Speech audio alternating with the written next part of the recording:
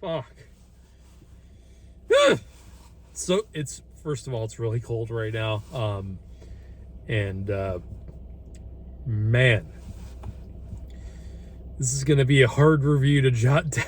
This is gonna be a hard review to jot down. Here's my video review for The Whale. And reviews like movies like this are the reason why you know, I've been doing these immediate movie reviews for about a year and a half now. I think it's quite a bit. And you know, these are kind of like it's really hard for movies like this, for particular movies like, you know, just more mindless entertainment. It's easier to, you know, get down your thoughts on something because, you know, you didn't really have to really think about it too much when you get in the car and you talk about it.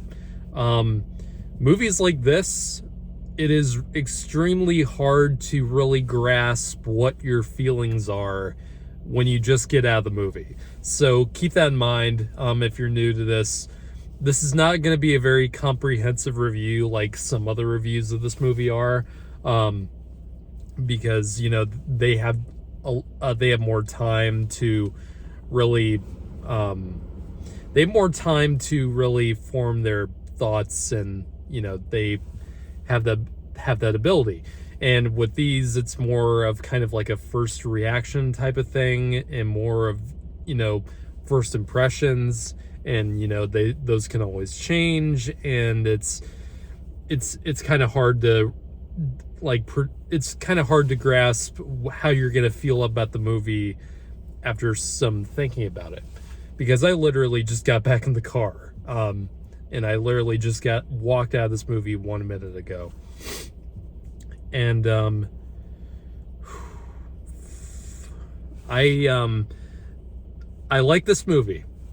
I can at least tell you that. I like this movie. And there's things about it that are phenomenal. And one of those is going to be pretty obvious if you've followed this movie for a bit. But there's some things about this movie that I feel like I didn't think were necessary for this kind of movie. And I know this movie is based on, you know, a Broadway play, and it's pretty much adapted straight from the play, because, you know, it was also, this movie is written by the same guy who wrote the play. So I don't know if they needed to copy, you know, a lot of the things that are in that version of the story that didn't really need to be in a cinematic version of it. And there's a lot that I feel like this film really tried to go too heavy-handed in a lot of areas. But overall, I still highly recommend watching this movie, mainly because, and let's just get this out there, Brendan fucking Fraser. It's not Fraser, it's Fraser. That's how you're supposed to pronounce his name. And I think I don't know where Fraser came from, but apparently Fraser is the correct pronunciation, according to the man himself. Brendan Fraser in this movie is just, I will be stunned if he does not win the Oscar for Best Actor next year. Like, I can't think of another performance from this year that has left as much an impression on me. You know, it's just, not only is the makeup, and I must preface this, this isn't the suit that Brendan and the prosthetics that Brendan wears in this movie, aside from a few probably digital touch-ups on that makeup and on, that suit he has to wear for the entirety of this movie. It is it's phenomenal. I've never seen anything like that to this extent before. You know, fat I hate to use the term fat suits because I feel like that's kind of a derogatory term. But it's just, and because of how much it's used, how much of that performance is requiring the use of that level of makeup, it's just, that's like unparalleled. I've never seen anything like that, and it whenever Brendan Fraser moves in this movie, it never looks phony. It never looks fake. It looks like a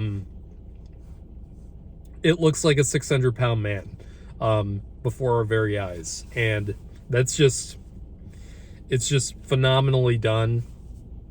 Excuse me. And Brendan in this movie is just, it is so good to see him taking on a role like this that really does require the most possible out of a performer. And he's needed this performance for ever since he kind of left Hollywood for a bit, because of, the terrible thing that happened to him all those years ago, and what, I won't get into it here, but of the sexual assault or harassment that he unfortunately had to go through, and something that very nearly stopped him from making any kind of appearance in film or television. And thankfully, he is back on a kind of resurgence, and I think this movie is going to seriously bring him back into the limelight again. Because he's so sincere in this movie. And this movie, you can hear me sniffling. I did start kind of crying by the end of this movie. And yeah, that's, any movie that can do that to me, I'm gonna recommend on some level.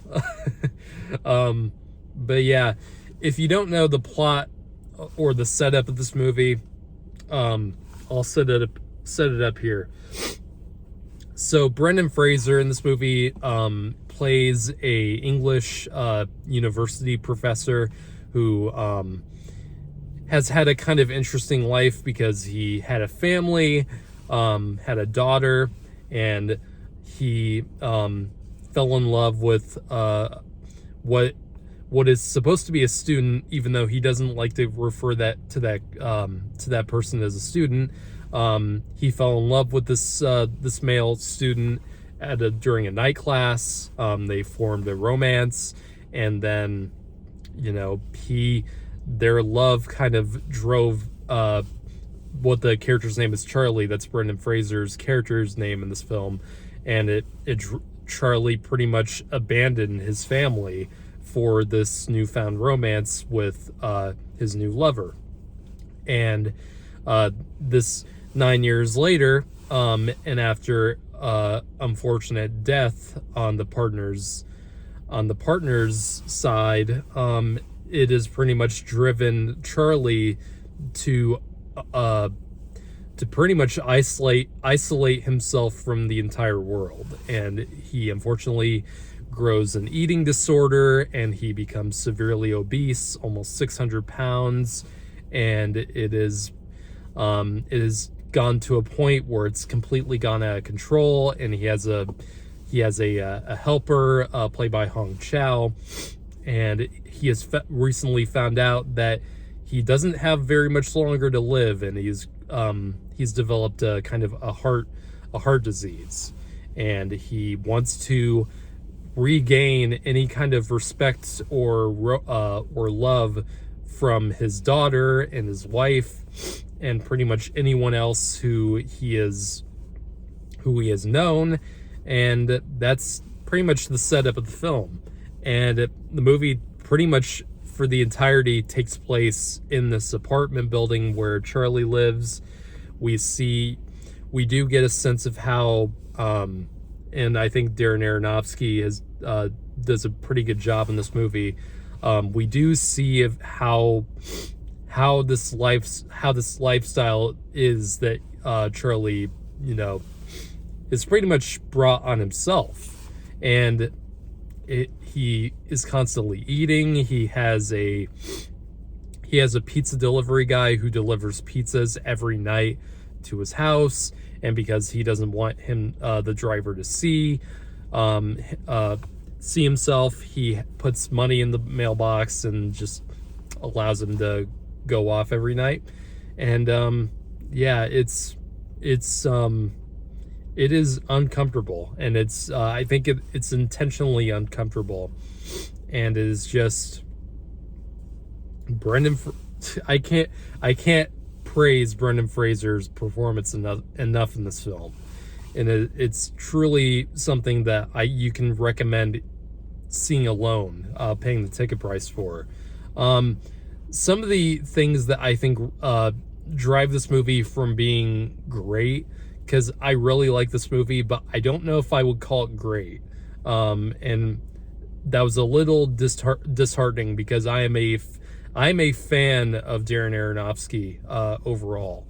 And the thing about him is that Darren Aronofsky, several times through his career, has taken an actor or a performer, and that's usually seen for doing, one thing, or they pretty much, they've lost their star power for some reason, or they've lost respect from the industry, and he gives them a role that they can really delve into, that they can divert from their normal skill level. And he's done this several times with several performers I can think of, like, for example, Marlon Wayans in Requiem for a Dream. Someone who's known now for mostly doing, those crappy parody movies. But Darren Aronofsky gave him a chance to do something great, and he did a tremendous job in that film. And another great example of that is definitely Mickey Rourke with The Wrestler. Someone who pretty much fell off the deep end, and then Darren Aronofsky got him an Oscar nomination for that movie. And same thing he does with Brendan Fraser. So I think this movie is very notable for that alone. But some of the problems I have with the movie is like I said, this film definitely feels like it's written as a Broadway play, and not necessarily in a good way, because a lot of it, especially with the character played by Sadie Sink, who is his daughter in the film. Sadie Sink is really good in this movie. I have to give her props for that. She is really great. But she is unlikable to a point where you can't it's hard to even look at her. Like, and I really like Sadie Sink in almost everything, and she's a terrific young talent, but am I supposed to sympathize with this character at all? Like, she is so bitchy and so unlikable, where it's like, is this supposed to be the villain? Is this supposed to be such an unlikable character that you can't even get any kind of where you can't even get any sympathy for this character? And I get that's probably the point of the character, that she is supposed to go through some kind of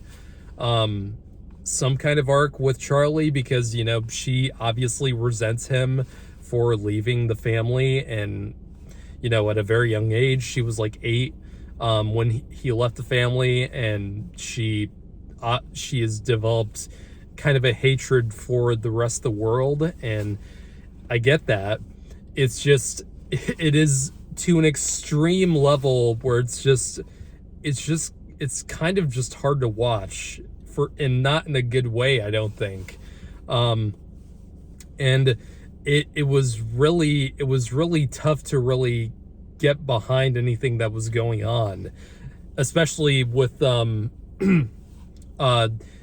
one of my biggest kind of questions about this film, and the thing that I still don't really understand how I feel about it, is probably Ty Simpkins in this film, who plays this young and religious missionary who goes to Charlie's apartment and tries to save him, as he puts it.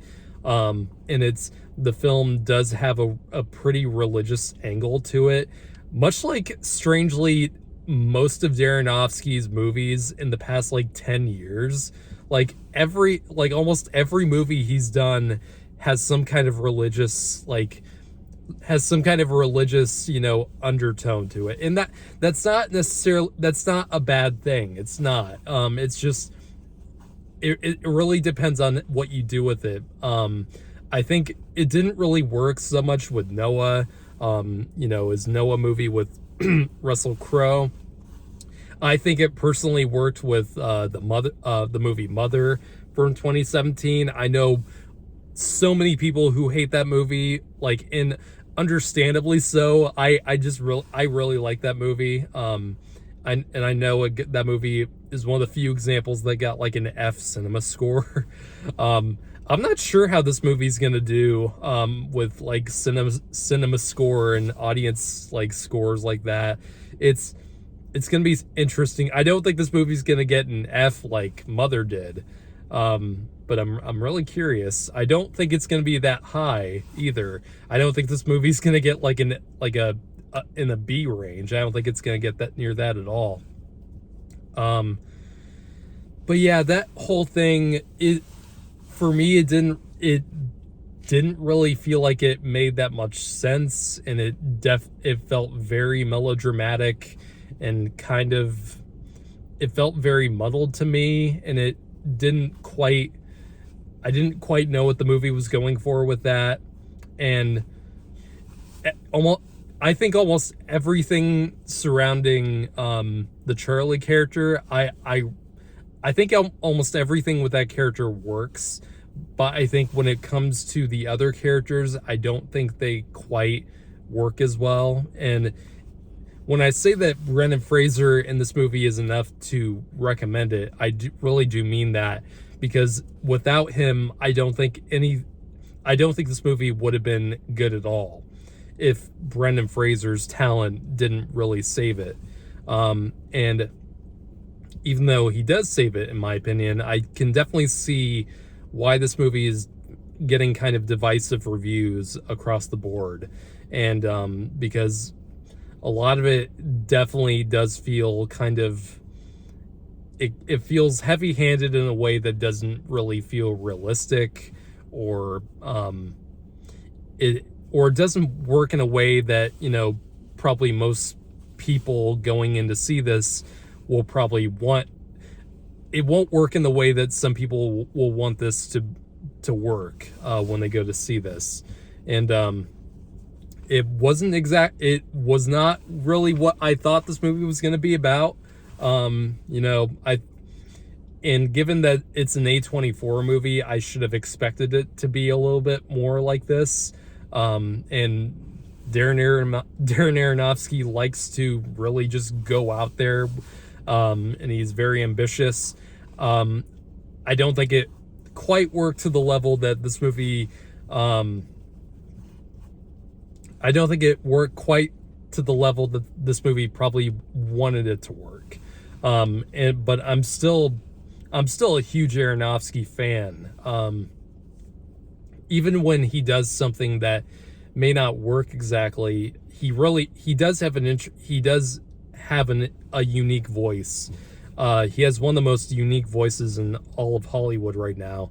And it feels weird calling these movies Hollywood, because I feel like he's tried so much to get away from, you know, the Hollywood standards. And it was so weird. He's done a few movies with Paramount that have just felt like complete art house movies, and this one feels more palatable than something like Mother or something like Noah. I'll give it that. I think generally people can get into this movie more than something like Mother, which is just holy shit levels of insanity. There's nothing like that, like too crazy in this movie. A few moments at the end, but overall, I think you'll be able to palate this okay. But yeah, I think I really need to gather my thoughts, you know, in the coming days. It's like, do I possibly love this movie, or is it lesser than I'm giving it credit for right now? And I think I do have a feeling that my thoughts probably won't change too much.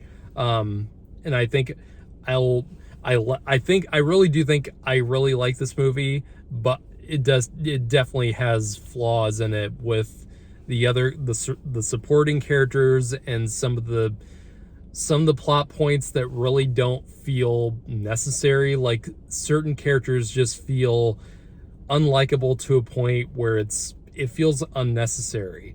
Like, not every and I'm not saying that Sadie Sink's character in this movie is the villain, even though it certainly fucking feels like that at points. Like, not every movie, especially like this, that's a much smaller movie, not every movie needs a villain, like a straightforward villain.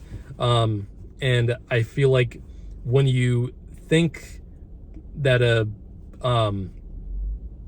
when you think like that when you're writing a screenplay, it really can limit how you get across your message and how you get us to connect with the characters, aside from the main character. And it hindered my experience quite a bit.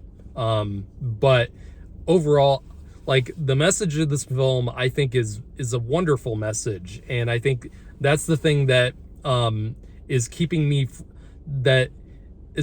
from disliking the movie, is that not only is Brendan Fraser great in this film, but I do think the ideas that this film presents are wonderful ideas. And I think there's a reason why this was brought to the big screen, because I think this film has a pretty universal message of positivity and, you know, really embracing who you are in the way you communicate with people, and the ability to empathize with people is important, and it's one of the most important things you can learn in the modern world, especially.